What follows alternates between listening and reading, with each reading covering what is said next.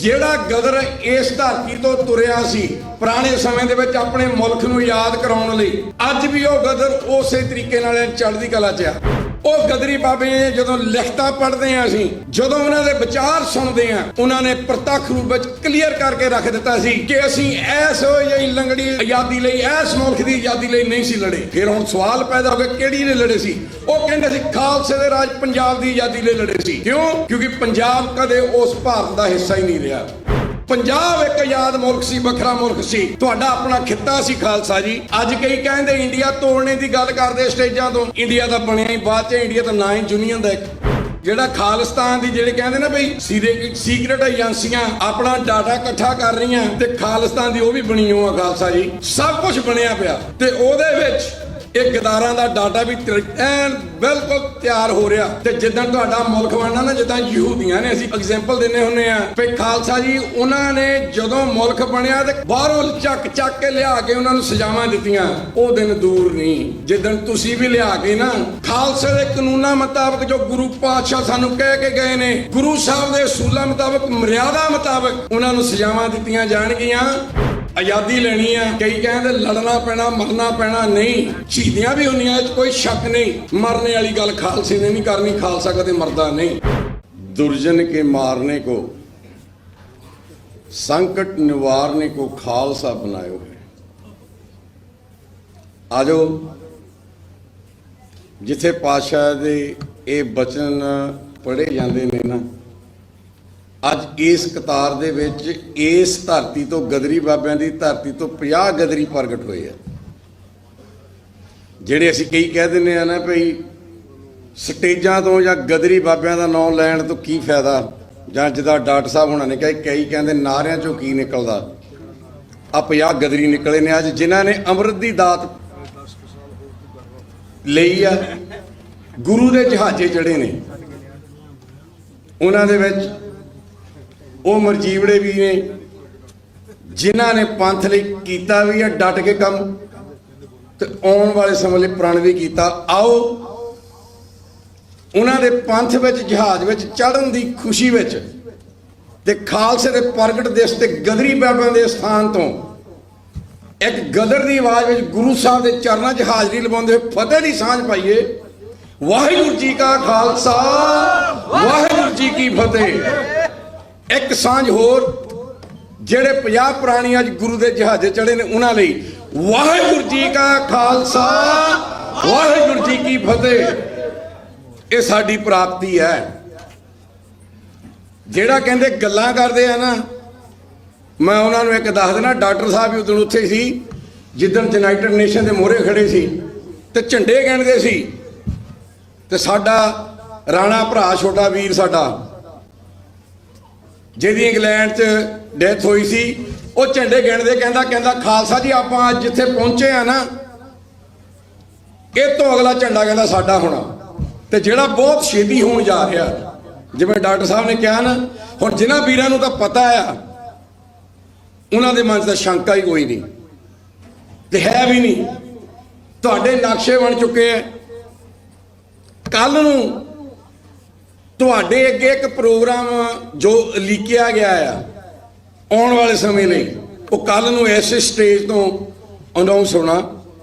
ਤੁਸੀਂ proud feel ਕਰਿਆ ਕਰੋ ਕਿ ਜਿਹੜਾ ਗਦਰ ਇਸ ਧਰਤੀ ਤੋਂ ਤੁਰਿਆ ਸੀ ਪੁਰਾਣੇ ਸਮੇਂ ਦੇ ਵਿੱਚ ਆਪਣੇ ਮੁਲਕ ਨੂੰ ਯਾਦ ਕਰਾਉਣ ਲਈ, ਅੱਜ ਵੀ ਉਹ ਗਦਰ ਉਸੇ ਤਰੀਕੇ ਨਾਲ ਚੜ੍ਹਦੀ ਕਲਾ 'ਚ ਆ। ਉਹਦਾ ਸਤਿ ਸ਼੍ਰੀ ਅਕਾਲ। ਕਿਉਂ? ਉਹ ਗਦਰੀ ਬਾਬੇ ਜਦੋਂ ਲਿਖਤਾਂ ਪੜ੍ਹਦੇ ਆ, ਅਸੀਂ ਜਦੋਂ ਉਹਨਾਂ ਦੇ ਵਿਚਾਰ ਸੁਣਦੇ ਆ, ਉਹਨਾਂ ਨੇ ਪ੍ਰਤੱਖ ਰੂਪ ਵਿੱਚ ਕਲੀਅਰ ਕਰਕੇ ਰੱਖ ਦਿੱਤਾ ਸੀ ਕਿ ਅਸੀਂ ਐਸ ਜਿਹੀ ਲੰਗੜੀ ਆਜ਼ਾਦੀ ਲਈ, ਐਸ ਮੁਲਕ ਦੀ ਆਜ਼ਾਦੀ ਲਈ ਨਹੀਂ ਸੀ ਲੜੇ। ਫਿਰ ਹੁਣ ਸਵਾਲ ਪੈਦਾ ਹੋ ਗਿਆ, ਕਿਹੜੀ ਨੇ ਲੜੇ ਸੀ? ਉਹ ਕਹਿੰਦੇ ਸੀ ਖਾਲਸੇ ਦੇ ਰਾਜ ਪੰਜਾਬ ਦੀ ਆਜ਼ਾਦੀ ਲਈ ਲੜੇ ਸੀ।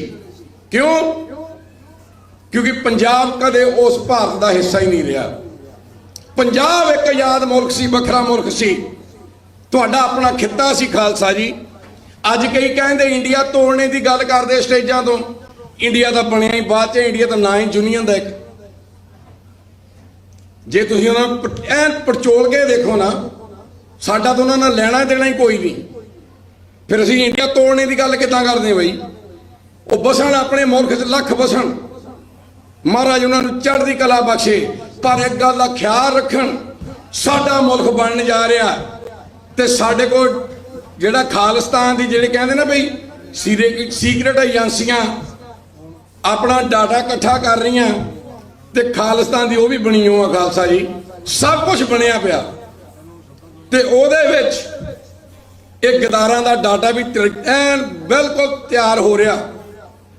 ਤੇ ਜਿੱਦਾਂ ਤੁਹਾਡਾ ਮੁਲਕ ਬਣਨਾ ਨਾ, ਜਿੱਦਾਂ ਯਹੂਦੀਆਂ ਨੇ, ਅਸੀਂ ਐਗਜ਼ਾਮਪਲ ਦਿੰਦੇ ਹੁੰਦੇ ਆ ਵੀ ਖਾਲਸਾ ਜੀ ਉਹਨਾਂ ਨੇ ਜਦੋਂ ਮੁਲਕ ਬਣਿਆ ਤੇ ਬਾਹਰੋਂ ਚੱਕ ਕੇ ਲਿਆ ਕੇ ਉਹਨਾਂ ਨੂੰ ਸਜ਼ਾਵਾਂ ਦਿੱਤੀਆਂ। ਉਹ ਦਿਨ ਦੂਰ ਨਹੀਂ ਜਿੱਦਣ ਤੁਸੀਂ ਵੀ ਲਿਆ ਕੇ ਨਾ ਖਾਲਸੇ ਦੇ ਕਾਨੂੰਨਾਂ ਮੁਤਾਬਕ, ਜੋ ਗੁਰੂ ਪਾਤਸ਼ਾਹ ਸਾਨੂੰ ਕਹਿ ਕੇ ਗਏ ਨੇ, ਗੁਰੂ ਸਾਹਿਬ ਦੇ ਅਸੂਲਾਂ ਮੁਤਾਬਕ, ਮਰਿਆਦਾ ਮੁਤਾਬਕ ਉਹਨਾਂ ਨੂੰ ਸਜ਼ਾਵਾਂ ਦਿੱਤੀਆਂ ਜਾਣਗੀਆਂ। ਉਹਦੀ ਐਗਜ਼ਾਮਪਲ ਪਾਤਸ਼ਾਹ ਕਾਇਮ ਕਰਕੇ ਗਏ ਸੀ ਕਿ ਆਉਣ ਵਾਲੇ ਸਮੇਂ 'ਚ ਖਾਲਸੇ ਨੂੰ ਇਹਨਾਂ ਚੀਜ਼ਾਂ ਦੀ ਲੋੜ ਪੈਣੀ। ਕਿਹੜੀ? ਮਸੰਦਾਂ ਵਾਲੀ। ਉਹਨਾਂ ਨੂੰ ਕਿਵੇਂ ਲੁਹਿਆ ਸੀ ਫਿਰ? ਤੇ ਖਾਲਸਾ ਜੀ ਇਹ ਅਸੀਂ ਨਹੀਂ ਕਹਿੰਦੇ, ਇਹ ਸਾਡੇ ਗੁਰੂ ਨੇ ਅਸੂਲ ਬਣਾਇਆ ਵੀ ਇਹਨਾਂ ਨੂੰ ਬਖਸ਼ਣਾ ਕੋਈ ਨਹੀਂ। ਮੈਂ ਬਾਹਲਾ ਚਿਰ ਨਾ ਲਵਾਂ, ਪਰ ਇੱਕ ਗੱਲ ਦੀ ਸਾਂਝ ਪਾਉਣਾ, ਜਿਵੇਂ ਭਾਈ ਸਾਹਿਬ ਨੇ ਕਿਹਾ ਸੀ ਨਾ ਵੀ ਨਵੇਂ ਪ੍ਰੋਗਰਾਮ ਦੱਸੋ।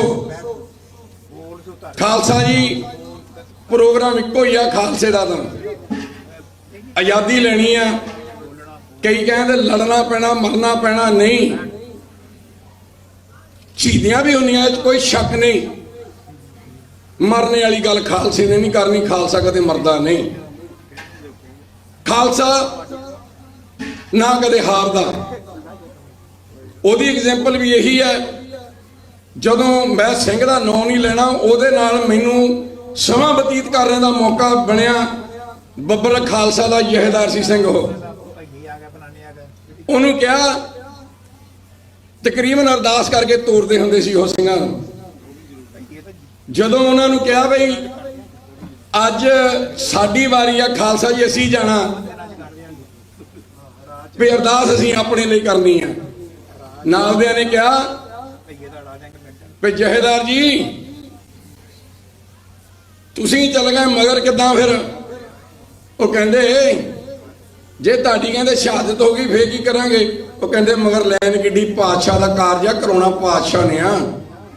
ਉਹ ਕਹਿੰਦੇ ਹਮੇਸ਼ਾ ਜਦੋਂ ਕਿਤੇ ਬਹਿੰਦੇ ਹੁੰਦੇ ਸੀ ਉਹ ਇਹ ਗੱਲ ਕਹਿੰਦੇ ਹੁੰਦੇ ਸੀ, ਕਹਿੰਦੇ ਸਾਡੇ ਹੱਥੀ ਤਾਂ ਦੋਏ ਹੱਥੀ ਲੱਡੂ ਆ, ਜਿੱਤਾਂਗੇ ਤਾਂ ਰਾਜ ਲਵਾਂਗੇ, ਸ਼ਹੀਦੀ ਪਾਵਾਂਗੇ, ਗੁਰੂ ਦੇ ਚਰਨਾਂ 'ਚ ਜਾਵਾਂਗੇ।